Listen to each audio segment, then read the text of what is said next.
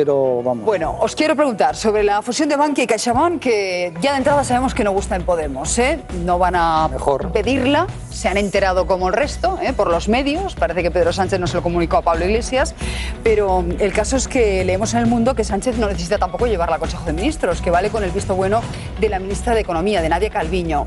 Los de Iglesias ya han mostrado su rechazo a esta privatización porque dicen que además implica, pues eso, cierre de oficinas y salida de trabajadores. Le queremos preguntar a Patricia Suárez, es nuestra Wonder Woman, presidenta de la Asociación de Usuarios Financieros. Muy buenos días. Buenos días. Eso es así, ¿no? Una fusión se hace para ahorrar costes y eso implica despidos. Sí, claro, se cerrarán oficinas porque se duplicarán, sobre todo Madrid, Valencia y Barcelona tienen oficinas muy cercanas y lógicamente se cerrarán algunas, se despedirá gente, eso es clarísimo, pero yo espero también que mejore la digitalización, que mejore también que las personas, y más ahora con el COVID, que nos hemos acostumbrado a utilizar el móvil para pagar, para gestionar nuestras cuentas, pues también necesitaremos menos oficinas y eso también son otro tipo de puestos de trabajo. O puestos de trabajo que tienen que ver con la seguridad de las operaciones, con las aplicaciones que se desarrollan. O sea que yo creo que tampoco se perderán unos trabajos, pero se ganarán otros. Yo creo que sí. Y para los usuarios, porque hablamos mucho de los trabajadores y entiendo la preocupación por parte de los trabajadores, pero ¿qué pasa con los usuarios? ¿Salimos ganando algo con esta fusión? Hay una parte que creo que no, en el sentido de que cuantas menos entidades haya, menos competencia hay. Y la concentración bancaria siempre ha sido un problema. Pero es verdad que desde Europa nos están empujando a ello, por un lado. Y por el otro lado, también es verdad que es mejor entidades fuertes que muchas entidades débiles, como hemos tenido en el pasado. O sea que aquí habrá que ver los equilibrios. Por otro lado, creo que no cambiará tanto. Las personas que tengan una cuenta en Bankia o en CaixaBank no les va a cambiar mucho la vida. Habrá un proceso como, bueno, lo hemos vivido en los últimos años, de fusiones en el que, bueno, te cambia el IBAN si estás en un lado o en el otro, la hipoteca, por ejemplo, no te cambia, los depósitos no te cambian y eso sí, importante, si usted tiene la suerte de tener más de 100.000 euros en Bankia y 100.000 euros en CaixaBank, pues ahí sí tiene un problema, porque el Fondo de Garantías de Depósitos solo cubre por un titular y una entidad 100.000 euros, así que igual ahí sí que tienes que diversificar tus ahorros. El Fondo de Garantías de Depósitos hay que recordar que es la cobertura que se te da en el caso de que quebrase la entidad. Bueno, crucemos los dedos. Bueno, yo espero, de verdad, espero que hagan esta vez bien las cuentas, porque estamos escarmentados de fusiones que han salido mal y que hemos pagado todos. Yo espero que hagan bien las cuentas, que la gente que está detrás de esta fusión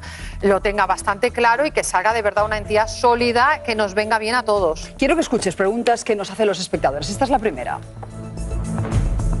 Patricia, soy clienta de las dos entidades.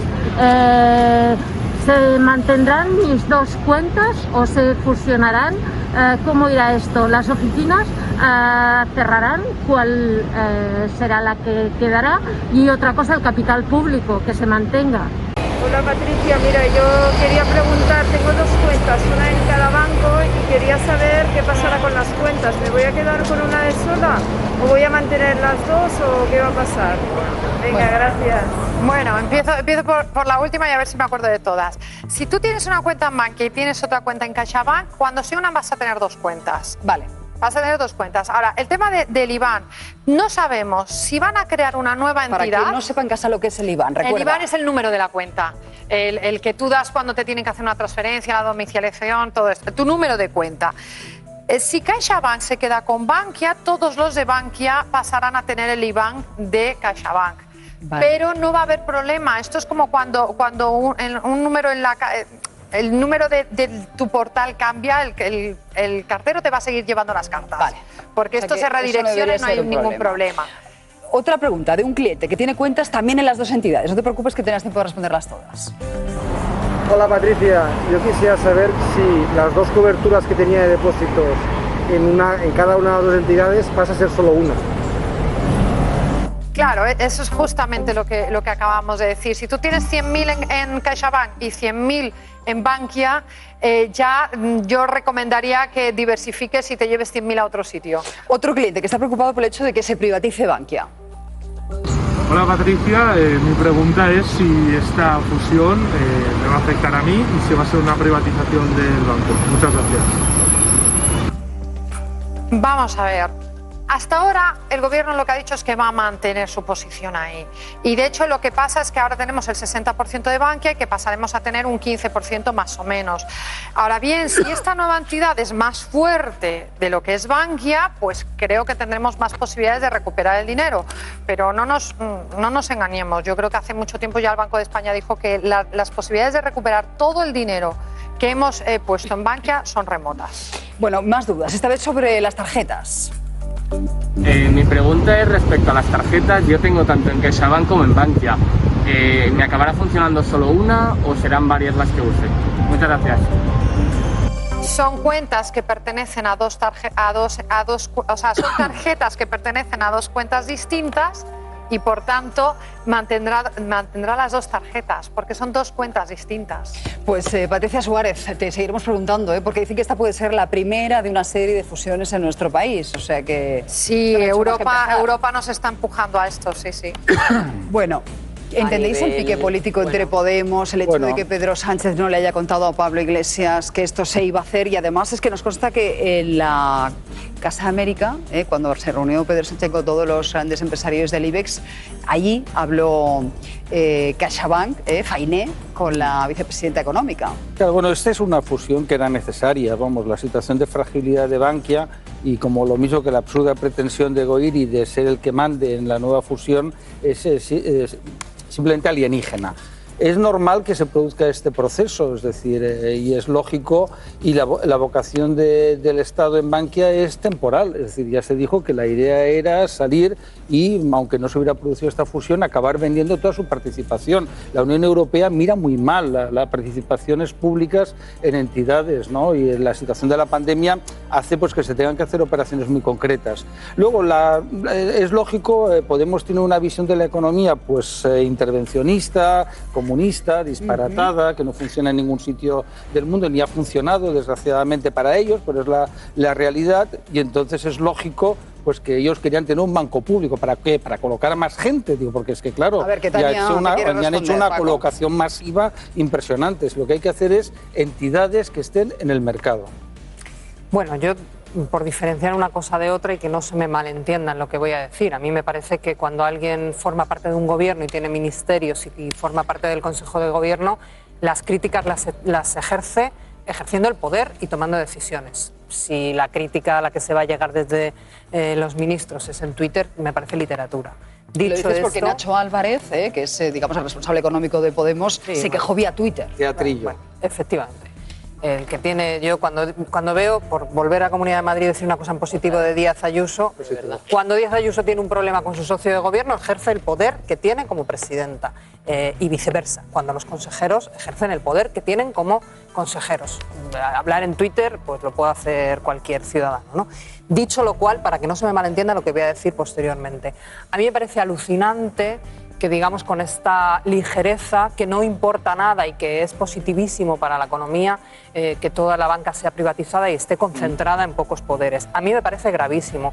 Creo que es un ejemplo claro lo que ha pasado durante la pandemia. Se han aprobado una serie de ayudas a los autónomos, a las pymes, a los inquilinos para pagar los alquileres que no han llegado. Y no han llegado porque lo que anunciaba el gobierno, que era interés cero, cuando pasaba por el filtro de las entidades bancarias, pues que si tienes que hacer una cuenta, un depósito, un seguro, un no sé qué, al final no conseguíamos llegar.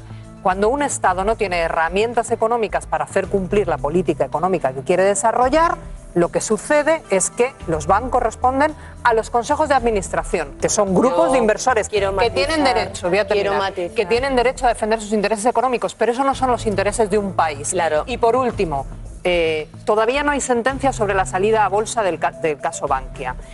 Es llamativo que antes de que haya sentencia se esté ya con la fusión. Y es llamativo que en esta situación económica no tiene nada que ver. Venga, esté fusionado. María, tienes un minuto. Yo simplemente, el mercado es el que manda. Al final, yo escuchaba antes a Tania hablar sobre el dinero público, como si el dinero público se generase por ósmosis o por esporas, ¿no? El dinero público viene de los impuestos que se detraen a la actividad privada, incluido impuesto de sociedades de esas grandes corporaciones que tanto atacan. 70% se desplomó en junio de este año los ingresos del impuesto de sociedades. Luego, el problema económico y macroeconómico que tenemos es enorme. ¿Qué es lo más eficiente y lo más eficaz para los ciudadanos y para esa macroeconomía del país? Grandes bancos y después pequeña banca privada que dé esa opción de abrir la competencia, obviamente.